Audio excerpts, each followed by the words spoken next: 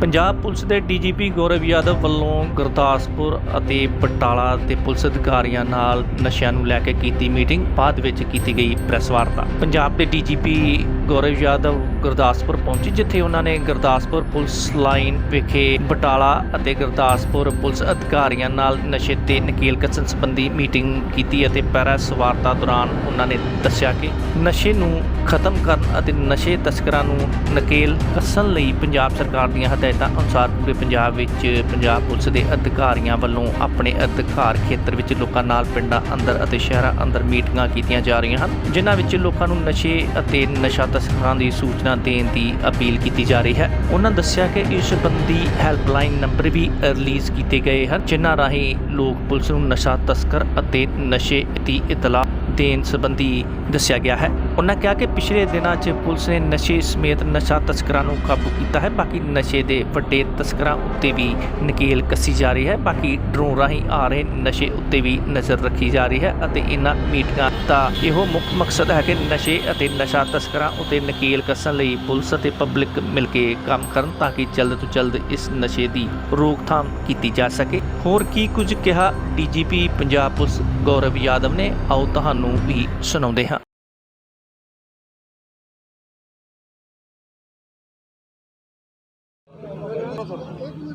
ਅੱਜ ਗੁਰਦਾਸਪੁਰ ਵਿਖੇ ਮੈਂ 32 ਵਿਲੇਜ ਡਿਫੈਂਸ ਕਮੇਟੀਜ਼ ਨਾਲ ਮੀਟਿੰਗ ਕੀਤੀ ਸੀ।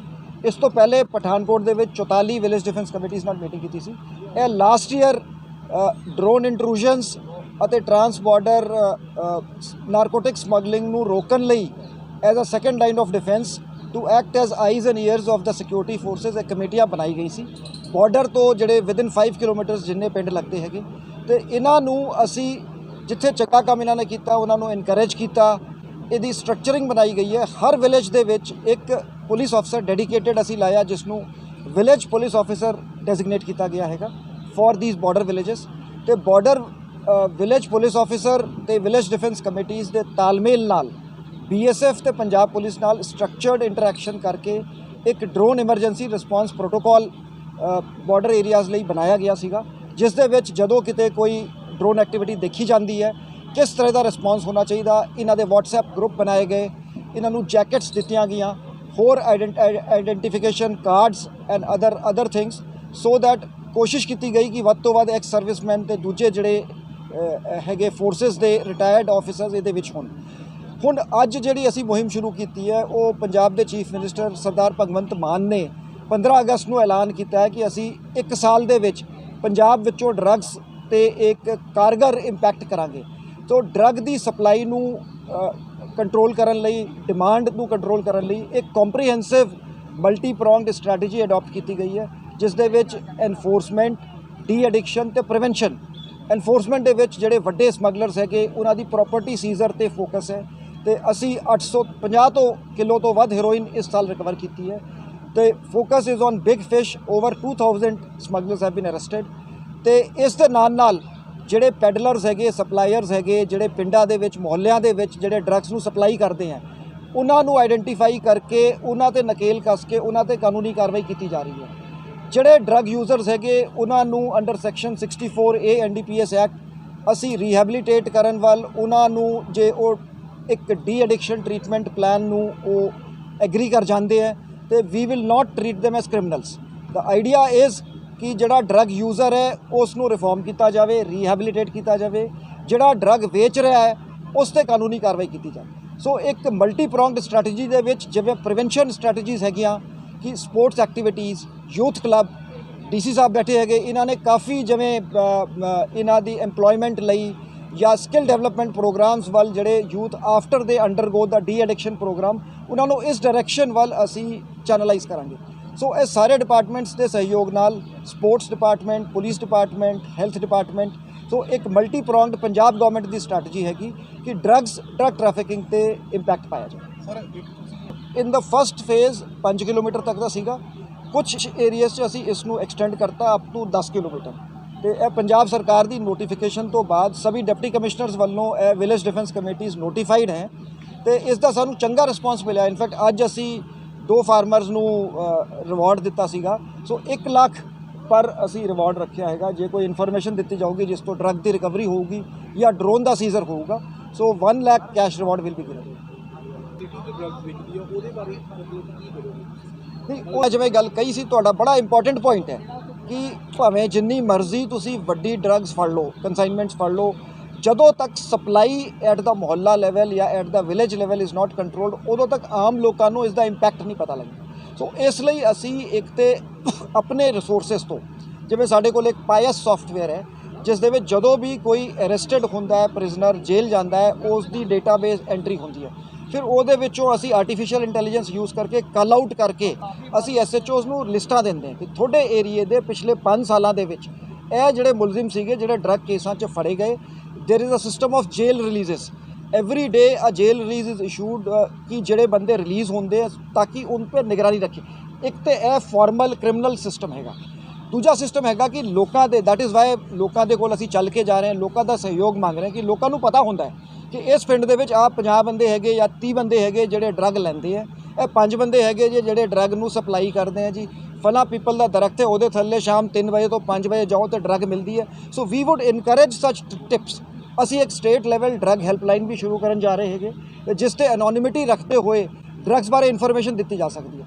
ਤਾਂ ਇਸ ਮੁਹਿੰਮ ਦੇ ਵਿੱਚ ਮੈਂ ਲੋਕਾਂ ਨੂੰ ਅਪੀਲ ਕਰਾਂਗਾ ਕਿ ਉਹ ਸਾਹਮਣੇ ਆਉਣ, ਸਹਿਯੋਗ ਦੇਣ, ਸੋ ਦੈਟ ਵੱਧ ਤੋਂ ਵੱਧ ਜਿਹੜੇ ਅਸਲ ਬੰਦੇ ਜਿਹੜੇ ਡਰੱਗਸ ਨੂੰ ਵੇਚਦੇ ਆ ਉਹਨਾਂ 'ਤੇ ਸ਼ਿਕੰਜਾ ਕੱਸਿਆ ਜਾ ਸਕੇ। ਸਰ ਗੁਰਦਾਸਪੁਰ ਪੁਲਿਸ ਨਹੀਂ, ਦਿਸ ਆਈ ਐਗਰੀ। ਦੇਖੋ ਕੀ ਹੁੰਦਾ ਨਾ, ਜਿਹੜੀ ਡਰੱਗ ਟ੍ਰੇਡ ਹੈ ਇਹ 20-25-50 ਸਮਗਲਰ ਪਾਕਿਸਤਾਨ ਸਾਈਡ ਬੈਠੇ ਹੈ, ਕੁਝ ਵੱਡੇ ਸਮਗਲਰ ਇਸ ਸਾਈਡ ਬੈਠੇ ਹੈ। ਇਹਨਾਂ ਨੂੰ ਆਈਡੈਂਟੀਫਾਈ ਕਰਕੇ ਇਹਨਾਂ ਦੀ ਕਾਫੀ ਜਿਹੜਾ ਕੰਸਾਈਨਮੈਂਟਸ ਜਿਹੜੇ ਸਾਡੇ ਪੰਜਾਬ ਦੇ ਥਰੂ ਟ੍ਰਾਂਜ਼ਿਟ ਹੁੰਦੀਆਂ, ਕਾਫੀ ਕੰਸਾਈਨਮੈਂਟਸ ਇੱਥੇ ਕੰਜ਼ਿਊਮ ਹੁੰਦੀਆਂ, ਉਹ naturally that is information based. ਜੇ ਮੰਨ ਲਓ ਮੇਰੇ ਕੋਲ ਕਿਸੇ ਦਾ ਮੋਬਾਈਲ ਨੰਬਰ ਆ ਗਿਆ, ਮੈਂ ਉਸ 'ਤੇ ਟੈਕਨੀਕਲ ਵਰਕ ਕਰਕੇ ਉਸ ਨੂੰ ਫੜ ਲਿਆ, so this is my duty as a police officer. ਉਹ ਕੰਮ ਤੇ ਅਸੀਂ ਕਰਾਂਗੇ ਜਿਹੜੇ ਵੱਡੇ ਆਪਰੇਸ਼ਨ ਹੈ।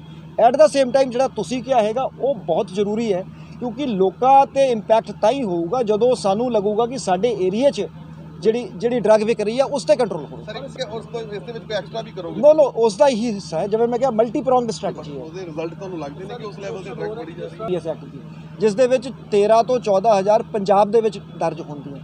ਤਕਰੀਬਨ ਪੂਰੇ India the heroin recovery is about 4000 kg ਤੇ 800 ਕਿਲੋ ਅਸੀਂ ਫੜਦੇ ਹਾਂ। ਦੈਟ ਡਜ਼ ਨਾਟ ਮੀਨ, ਮਤਲਬ ਮੈਂ ਸਟੈਟਿਸਟਿਕਸ ਤੋਂ ਇਹ ਨਹੀਂ ਕਹਿ ਸਕਦੇ ਅਸੀਂ ਕਿ ਜੀ ਪੰਜਾਬ 'ਚ ਡਰੱਗ ਨਹੀਂ ਹੈ। The problem is there. So it is a multi pronged approach. ਬਹੁਤ ਵੱਡੇ ਆਪਰੇਸ਼ਨ ਹੋਏ ਹੈ, ਵੱਡੀਆਂ ਰਿਕਵਰੀਆਂ ਹੋਈਆਂ ਹੈ ਤੇ ਕਟਿੰਗ ਐਜ ਲੈਵਲ ਤੇ ਸਾਨੂੰ ਹੋਰ ਕੰਮ ਕਰਨ ਦੀ ਲੋੜ ਹੈ, ਲੋਕਾਂ ਨੂੰ ਨਾਲ ਲੈ ਕੇ ਚੱਲਣ ਦੀ ਲੋੜ ਹੈ। ਦੇਖੋ ਇੱਕ ਤੇ ਹੁੰਦੀ ਹੈ ਸਪੈਸੀਫਿਕ ਇੰਟੈਲੀਜੈਂਸ ਬੇਸਡ ਰੇਟ ਕਿ ਸਾਡੇ ਕੋਲ ਇਤਲਾ ਆਈ ਆ, ਅਸੀਂ ਇੱਕ ਬੰਦਾ ਫੜਿਆ, ਉਹਦੀ ਅੱਗੇ ਚੇਨ 'ਚੋਂ ਦੂਜਾ ਫਿਗਰ ਹੋਇਆ, ਉਹਨੂੰ ਰੇਡ ਕਰ ਲਿਆ। ਤੁਸੀਂ ਜ਼ਿਕਰ ਕਰ ਰਹੇ ਹੋ ਸ਼ਾਇਦ ਜਿਹਨੂੰ ਆਪਾਂ ਕੈਸੋ ਕਹਿੰਦੇ, ਜਿਹਦਾ ਏਰੀਆ ਇੰਪੈਕਟ ਹੁੰਦਾ ਕਿ ਏਰੀਆ ਡੋਮੀਨੇਸ਼ਨ। ਅਸੀਂ ਵੈਸੇ ਵੀ ਨਾਕਾ ਲਾਉਂਦੇ ਆ, ਚੈਕਿੰਗ ਕਰਦੇ ਆ, ਘੇਰਾਬੰਦੀ ਕਰਦੇ ਆ। ਸੋ ਇਸ ਤਰ੍ਹਾਂ ਦੇ ਆਪਰੇਸ਼ਨ ਦਾ ਮੇਨ ਮਕਸਦ ਹੁੰਦਾ ਹੈ confidence building among the people कि पुलिस की प्रेजेंस होवे, पुलिस चेकिंग करे। So confidence building is the main purpose in these operations. Sir ADGP doctor Naresh ਵੀ ਆਏ ਸੀਗੇ ਉਸ ਟਾਈਮ ਤੇ ਇੱਕੋ ਦਿਨ ਦੇ ਵਿੱਚ 5 ਥਾਣਿਆਂ ਦੇ ਵਿੱਚ ਪਰਚਾ ਦਰਜ ਹੋਇਆ ਹੈ। नहीं जी, ਵਿਖਾਵੇ ਲਈ ਨਹੀਂ ਸੀਗਾ। ਮੈਂ ਜਿਵੇਂ ਕਿਹਾ ਇਹ ਪਬਲਿਕ ਕੌਨਫੀਡੈਂਸ ਲਈ ਹੈ। ਜਦੋਂ ਅਸੀਂ ਕਾਫੀ ਨਫਰੀ, ਜਿਵੇਂ ਅਸੀਂ ਜੇਲ੍ਹਾਂ ਦੀ ਸਰਚ ਕਰਦੇ ਹਾਂ, ਮੰਨ ਲਓ 300 ਮੁਲਾਜ਼ਮ 500 ਮੁਲਾਜ਼ਮ ਘੇਰਾ ਪਾ ਲਿਆ, ਸੋ ਇਹਨੂੰ ਅਸੀਂ ਕੁਆਂਟੀਫਾਈ ਇੱਕ ਤਾਂ ਰਿਕਵਰੀ ਵੱਲੋਂ ਹੁੰਦਾ ਹੈ ਕਿ ਪਰਚੇ ਦਰਜ ਹੋ ਗਏ, ਰਿਕਵਰੀ ਹੋਈ। ਇੱਕ ਦੂਜਾ ਹੁੰਦਾ ਹੈ ਕਿ ਜਿਹੜਾ ਮਾੜਾ ਆਨਸਰ ਹੈ ਉਹ ਡਰ ਜਾਂਦਾ ਹੈ, ਉਹਦੇ ਲਈ ਡੈਟਰੈਂਸ ਹੁੰਦਾ ਹੈ। ਤੀਜਾ ਹੁੰਦਾ ਹੈ ਇੱਕ ਜਿਹੜਾ ਅਮਨ ਪਸੰਦ ਜਿਹੜਾ ਸ਼ਹਿਰੀ ਹੈ ਉਹਨੂੰ ਕੌਨਫੀਡੈਂਸ ਮਹਿਸੂਸ ਹੁੰਦਾ ਹੈ। ਸਰ ਜਦੋਂ ਵੀ ਕਰਨੀ ਹੈ, ਪਰ ਜਿਹੜਾ ਸਿੰਥੈਟਿਕ ਨਸ਼ਾ ਜਾਂ ਆਮ ਸ਼ਹਿਰਾਂ ਦੇ ਵਿੱਚ ਮੈਡੀਕਲ ਸਟੋਰ ਤੇ ਜਿਹੜਾ ਮਿਲਦਾ, ਉਹਨੂੰ ਨਸ਼ੇ ਨੂੰ ਰੋਕਣ ਦੇ ਲਈ ਪੁਲਿਸ ਤੋਂ ਇਲਾਵਾ ਹੋਰ ਕਿਹੜੇ ਡਿਪਾਰਟਮੈਂਟਸ ਨੇ ਜਾਂ ਕਿਸ ਤਰੀਕੇ ਦੇ ਨਾਲ ਅਸੀਂ ਸਾਰਿਆਂ, ਦੇਖੋ ਜੀ, ਕਈ ਜਿਵੇਂ ਸਾਊਥ ਮਾਲਵੇ ਦੇ ਵਿੱਚ ਮਾਨਸਾ, ਬਠਿੰਡਾ, ਉੱਥੇ ਫਾਰਮਾਸਿਊਟੀਕਲ ਡਰੱਗਸ ਦੀ ਬਹੁਤ ਪ੍ਰੋਬਲਮ ਹੈ, ਕਿਤੇ ਚਰਸ ਦੀ ਪ੍ਰੋਬਲਮ ਹੈ ਕਿਤੇ। ਸੋ ਦੇਅਰਫੋਰ ਏਰੀਆ ਸਪੈਸੀਫਿਕ ਪਲਾਨਸ ਅਸੀਂ ਬਣਾਵਾਂਗੇ ਜਿਸ ਜ਼ਿਲ੍ਹੇ ਦੀ, ਜਿਸ ਥਾਣੇ ਦੀ ਏਰੀਆ ਦੀ ਜਿਸ ਤਰ੍ਹਾਂ ਦੀ ਡਰੱਗ ਦੀ ਪ੍ਰੋਬਲਮ ਹੈ। ਜਿਵੇਂ ਇਹਦੇ ਵਿੱਚ ਡਰੱਗ ਇੰਸਪੈਕਟਰਸ ਹੈਗੇ, ਜਿਹੜਾ ਡਰੱਗ ਐਕਟ ਹੈਗਾ, ਜਿਹੜੇ ਕੈਮਿਸਟਾਂ ਦੀ ਚੈਕਿੰਗ ਕਰਨੀ ਹੈ, ਜਾਂ ਜਿਵੇਂ ਮੈਂ ਪਹਿਲੇ ਦੱਸਿਆ ਵੀ health department, sports department, education department, ਉਹ ਸਾਰਿਆਂ ਦੇ ਸਹਿਯੋਗ ਨਾਲ, ਲੋਕਾਂ ਦੇ ਸਹਿਯੋਗ ਨਾਲ ਹੀ ਇਸ 'ਤੇ ਨੱਥ ਪਾਈ ਜਾ ਸਕਦੀ ਹੈ। ਬਾਰਡਰ ਤੋਂ ਵੀ ਆ ਰਹੀ ਹੈ, सी रूट तो भी आ रही है, इंटरनेशनल बॉर्डर तो भी आ रही है। In fact I would say that Punjab is fighting the Nations battle कि वो ड्रग्स, चूँकि असी ट्रांजिट च बैठे है तो काफ़ी ड्रग साढ़े एरिए चों ट्रांजिट होकर जाती। तां ही क्या सीगा कि साडा फोकस ज़्यादा जिहड़े ड्रग कंज्यूमर्स ते नहीं होगा, ਸਾਡਾ ਫੋਕਸ ਹੋਊਗਾ ਸਪਲਾਇਰਸ ਤੇ ਜਿਹੜੇ ਵੱਡੇ ਜਿਹੜੇ ਪੈਡਲਰ ਹੈਗੇ, ਕਿਉਂਕਿ ਡਰੱਗ ਯੂਜ਼ਰ ਜਿਹੜਾ ਹੈਗਾ ਉਹ ਸਾਡਾ ਪਰਪਸ ਹੋਊਗਾ ਉਹਨਾਂ ਨੂੰ ਰਿਫਾਰਮ ਕਰੋ, ਨਾ ਕਿ ਉਹਨਾਂ ਨੂੰ ਜੇਲ੍ਹਾਂ 'ਚ ਸਿੱਟੋ। ਹਾਂਜੀ ਭਾਈ ਸਾਹਿਬ, ਕੁਝ ਲੋਕ ਹੁੰਦੇ ਨੇ ਜਿਹੜੇ ਪੁਲਿਸ ਨੂੰ ਇਨਫੋਰਮੇਸ਼ਨ ਦਿੰਦੇ ਨੇ, ਬਟ ਉਹ ਜੇ ਘਰ ਬਚ ਉਹ ਜਿਹੜੇ ਡਰੱਗ ਵੇਚਦੇ ਸੀ ਉਹਨਾਂ ਨੇ ਜਾ ਕੇ ਮਦਦ ਕਰੀ। ਨਹੀਂ, ਤੁਹਾਡੀ ਗੱਲ ਠੀਕ ਹੈ ਜੀ। ਇਸ ਲਈ ਜਿਵੇਂ ਅਸੀਂ ਇੱਕ ਤੇ ਆ ਕਰ ਰਹੇ ਕਿ ਐਨੋਨਿਮਸ ਰੱਖਾਂਗੇ, ਜਿਹੜੀ ਡਰੱਗ ਹੈਲਪਲਾਈਨ ਤੇ ਜਾਂ ਅਦਰਵਾਈਜ਼ ਜਿਹੜੀ ਡਰੱਗ ਬਾਰੇ ਇਨਫੋਰਮੇਸ਼ਨ ਦਿੱਤੀ ਜਾਊਗੀ ਅਸੀਂ ਆਈਡੈਂਟੀਟੀ ਡਿਸਕਲੋਜ਼ ਨਹੀਂ ਕਰਾਂਗੇ। ਹਾਂਜੀ ਹੈ, ਦੇਖੋ ਹਾਲੇ ਕੰਸਟ੍ਰੇਨਟਸ ਹੈਗੇ ਕੈਪੈਸਿਟੀ ਦੇ, ਜੇ ਤੁਸੀਂ ਕਹੋ ਕਿ ਜਿੰਨੇ ਸਾਡੇ ਕੋਲ ਜਿਹੜੇ ਟ੍ਰੀਟਮੈਂਟ ਸੈਂਟਰ ਨੇ ਜੇ ਸਾਰਿਆਂ ਤੁਸੀਂ ਐਡ ਕਰ ਲਓ, ਸ਼ਾਇਦ ਡਰੱਗ ਯੂਜ਼ਰਸ ਦਾ ਨੰਬਰ ਉਸ ਤੋਂ ਲਾਰਜ ਹੈ। ਸੋ ਦੇਅਰਫੋਰ ਇਹ ਹੌਲੇ ਹੌਲੇ ਸਾਰੇ ਡਿਪਾਰਟਮੈਂਟਸ ਨੂੰ ਨਾਲ ਲੈ ਕੇ ਕਰਾਂਗੇ। ਸਰ ਜਿਹੜੇ ਡਰੱਗ ਲੈਵਮੈਂਟ ਕਰਾਵਾਂਗੇ they are fighting. Thank you ਜੀ।